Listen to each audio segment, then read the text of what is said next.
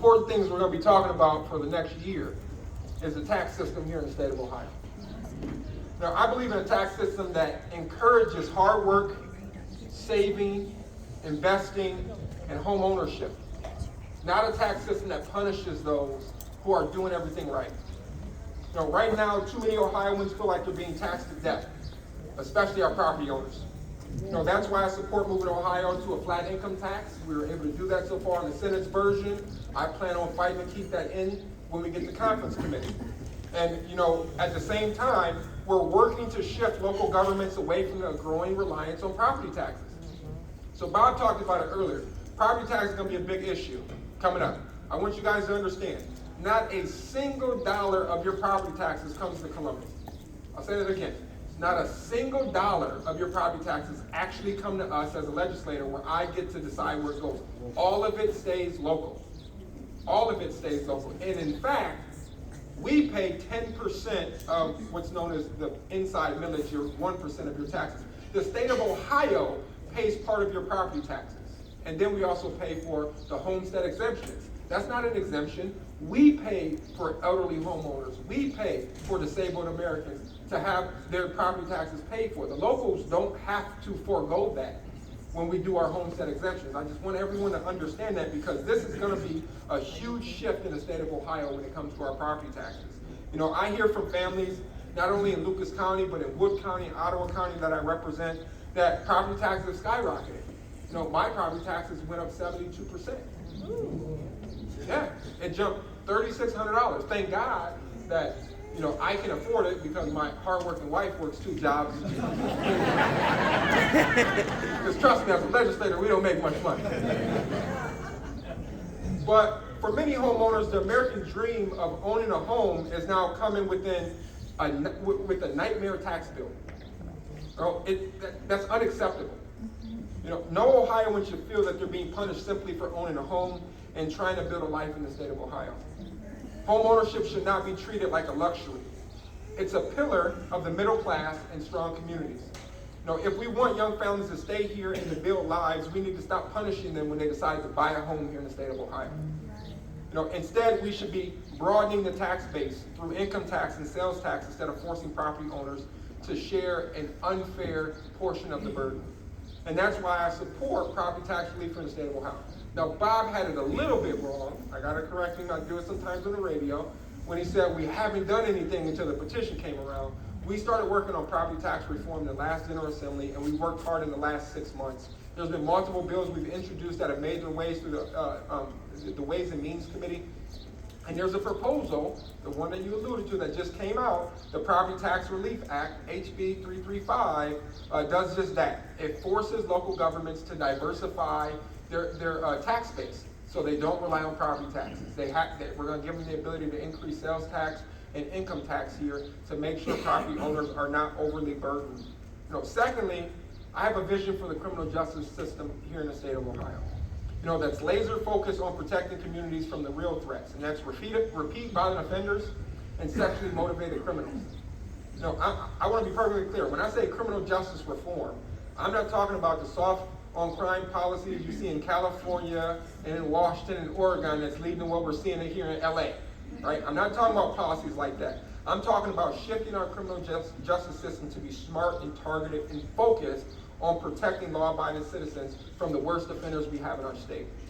And that's why I introduced House Bill 5, known as the Repeat Offenders Act, which is the largest increase in penalties for gun violence in the state's history. It's supported by the Attorney General, the Governor, the Mayor's Alliance, and many other groups, right? If these individuals want to continue to perpetrate violent crimes in our community, we're going to put them behind bars for decades.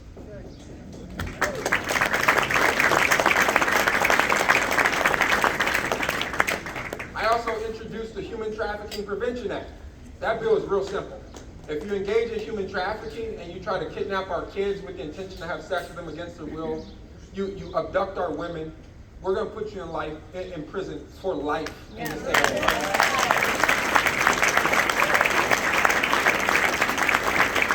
So both of those bills have already passed out of the Ohio House, and we're working on them in the Senate. And it will ensure that our law enforcement resources target those predators who refuse to be rehabilitated and continue to endanger our citizens, especially the most vulnerable, our children. I believe in securing our communities from the chaos caused by illegal immigration. That's why I champion House Bill 26 and 42, bringing immigration enforcement to the forefront here in Ohio. Let me tell you why immigration reform is personal to me. So see, you heard from my bio, I was once a homeless teenager here in Toledo. And I can tell you firsthand that when I was at Start High School as a senior and I became homeless, that school made no effort, and I mean no effort to help me battle homelessness and graduate.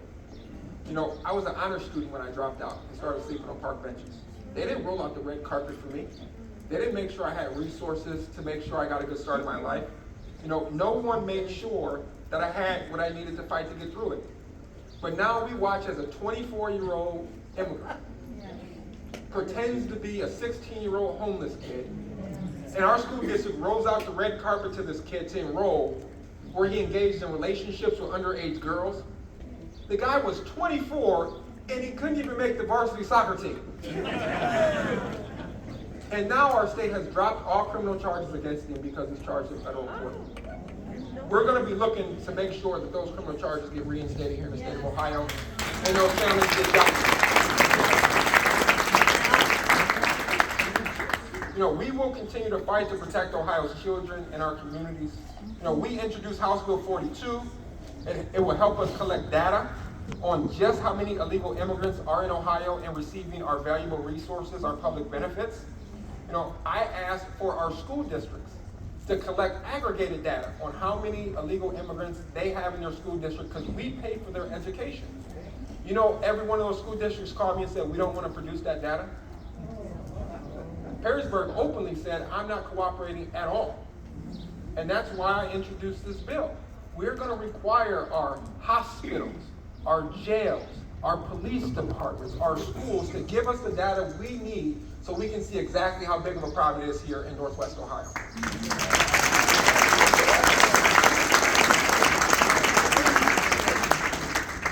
And I envision an Ohio where no young person is forced into crippling student loan debt just to earn a living and supporting their families.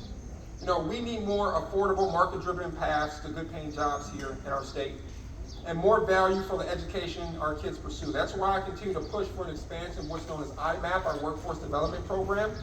It offers free training to every Ohioan, regardless of your income, so you can gain marketable skills and fill the gaps in the workforce where our employers have jobs waiting. And to be blunt, we've seen a concerted and coordinated effort by government and schools for decades to steer our kids' focus away from education and towards divisive social agendas like the LGBTQ ideology, radical abortion advocacy, all while undermining family values that keep our country strong. The results speak for themselves.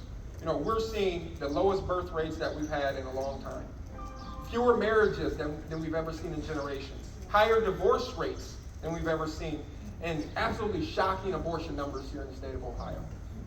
That's why my office launched our Family First agenda, because rebuilding families is key to rebuilding our communities and our state. Just this week, we introduced legislation to encourage paid paternity leave because families matter. We created tax credits for employers to offer what we call baby bonuses to their employees who have babies while they're employed. The employers will get a tax credit if they offer a $1,000 baby bonus to their employees. That's cool. We also introduced a tax credit celebrating marriage. If their employees get married while they're employed, they will get a $1,000 bonus towards their honeymoon or the purchase of their home, whatever they need, because we need to encourage not only kids being born in the state of Ohio, but those families being structured, one, under Christ, but two, in marriage.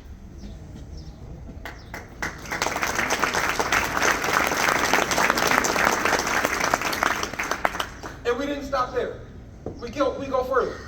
I've introduced, I think as of today, I've introduced 43 pieces of legislation in the last 6 months.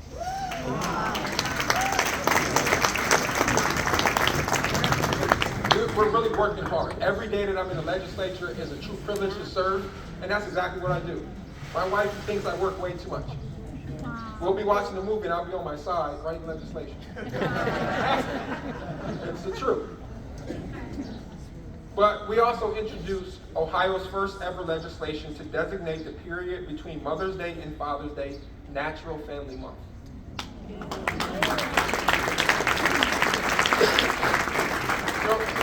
Because here's the truth, it takes a biological man and a biological woman to create life.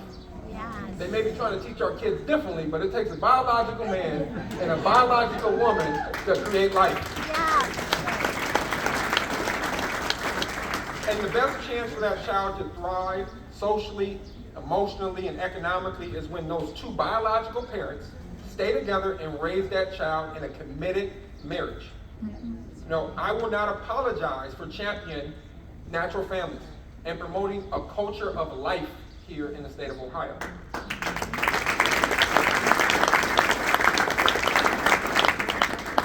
Lastly, let me close with this. We need bold leadership in Ohio to turn this vision into reality. That's why I've endorsed Vivek Ramaswamy to be our next governor. That's why, right? We're excited about him, right? That's why I've endorsed a true conservative and Robert Sprague to be our next Secretary of State.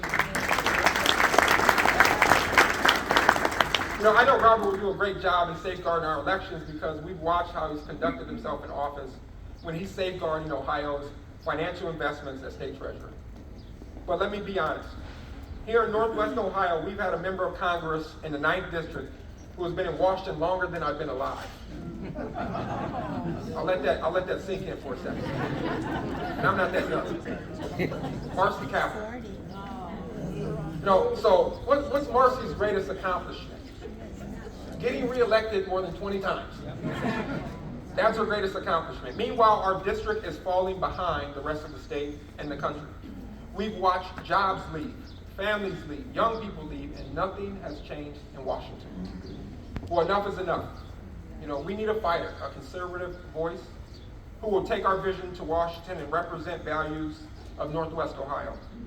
So later this month, you may just hear that there's a conservative member of House leadership with the literal spine of steel, someone who understands the district, who knows what it takes to overcome adversity.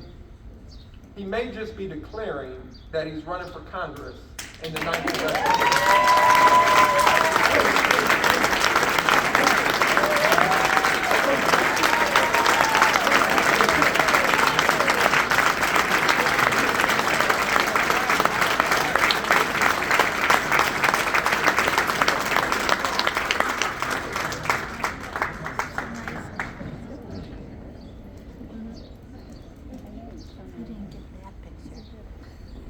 Finally, we have the opportunity to give people in Northwest Ohio an actual voice that they deserve. Stay tuned. There's a big announcement coming on June 23rd. I would love for everyone to be there. It's going to be held at NOCA, the Northwest Ohio Classical Academy, because I believe in school choice. I believe in giving kids the best opportunity to get the best education they can, whether that's a public school, a private school, a charter school, or homeschool. I've worked very hard in the state legislature to make that happen, expanding school choice here in the state of Ohio. I'm a former school board president for a charter school myself.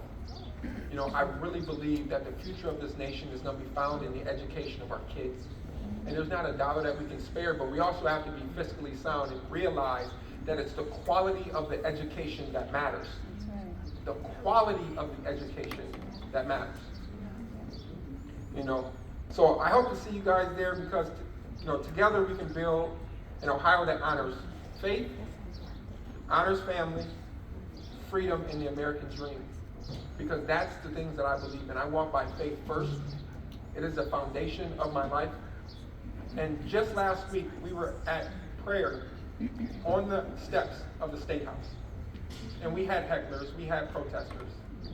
But the honor that I had to pray on those steps, and I got the honor to pray over my fellow legislators because I know what it takes to be a legislator. I know what it takes to be in public service. I tell people I hate being a politician. I love being a public servant. You can tell by the number of pieces of legislation I introduce. I hate being a politician. Everything's not politics. But then I got to go in and give testimony on the Natural Family Month in the Community Revitalization Committee, and that committee started with a prayer from across the aisle. They start every committee with a prayer. And I told that chairman, I said, I truly appreciate the honor of the privilege of being able to pray on the steps of the State House and then pray inside of it. Because I promised my wife when I ran, I would not leave my faith at the steps of the State House.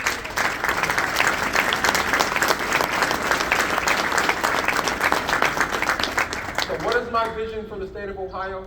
Is that the state of Ohio is going to continue to be the epicenter of politics in the country. We're going to continue to be the most attractive state in the Midwest, and that we are going to get back to our core values in the state of Ohio no matter what. Thank you, guys. God bless you.